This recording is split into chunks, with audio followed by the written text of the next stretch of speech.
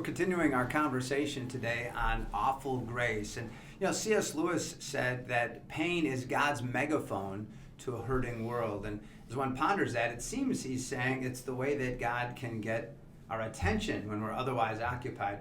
Ed, we talked about you having been shot, surviving that, seeing it as God's awful grace. And you tell this mule story that anybody who hangs around you any length of time is familiar with. What is that story? Well, I think it's a good demonstration of what God has to do, basically get our attention.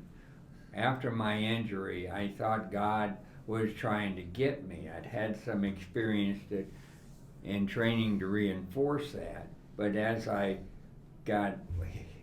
started to heal, and some of what happened to me became resources and really important in my life and gave me a life.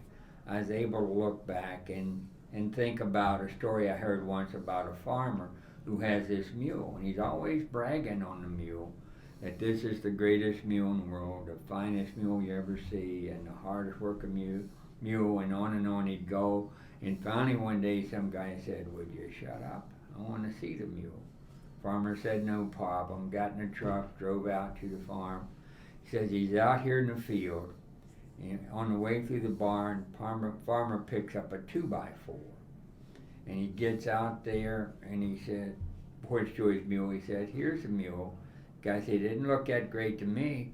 Farmer says, "Watch this," and takes a 2x4, comes back and wham, hits a mule right between the eyes. The guy said, "What'd you do that for?" Farmer said, "He's a really good mule, but you got to get his attention first." That's a rough story. But as one turns to the Bible, Job is a rough story too. Absolutely. If anybody got hit by a 2x4, it was Job. I mean, he lost his farm, his family, his fortune. He lost everything. And his friend tried to tell him that you must be a great sinner. Look at the great suffering. And this has become commonplace in some circles and even in the church, that suffering is always interpreted to be some act of God that where I deserve to be hit in the face with a 2x4, but not always seen as trying to get my attention, but trying to punish me. And so when you look at the book of Job, he really reinforces that story, because in chapter 36 of verse 15 in Job, the one counselor who has the truth, Elihu, says to Job, he delivers the afflicted by their affliction and opens their ear with adversity. So once we come to Christ and see what the goal of the gospel is to make us Christ-like, then how does he do that? Well, Christ was a man of sorrows, acquainted with grief. He learned obedience through what he suffered. Why should we be surprised that we don't enter a life of suffering for the purpose of seeing him clearly instead of seeing him through a veil darkly? Even Hebrews 5:8 says Jesus himself even learned obedience from the things he suffered. Yeah, absolutely. Yeah. So, any final thoughts? Yes, in my therapy work, I used to use a concept that let the symptom and the wound heal you.